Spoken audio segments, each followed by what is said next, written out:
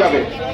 কিন্তু আমরা খুবই আহতভাবে লক্ষ্য করেছি যে চাঁপাইনবাবগঞ্জের মানুষের যে প্রাণের দাবি, এই প্রাণের দাবির প্রতি প্রশাসন 10 মিনিট আমরা সড়ক অবরোধ করে রাখবো। আমরা ব্রিগেড দীর্ঘ যানজট লেগে গেছে। ওই যানজটে বহু মানুষ আজকে এখানে উপস্থিত হয়েছেন এবং এই সড়ক এবং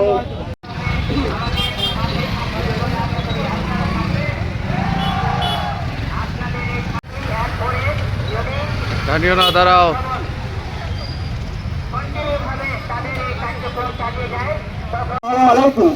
চাঁপাইনবাবগঞ্জবাসী, আপনারা তো অবশ্যই জানেন আমাদের আজকে শহীদ ক্যাপ্টেন জাহাঙ্গীর মহিউদ্দিনের ব্রিজের টোল মুক্ত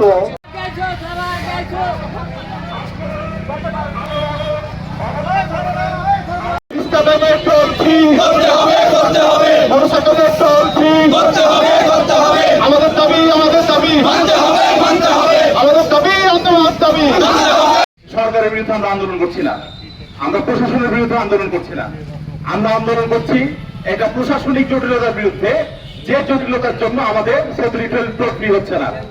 আমরা আমাদের মানুষকে, আমরা চাঁপাইনবাবগঞ্জের মানুষকে কোনো কষ্ট দিতে চাই না।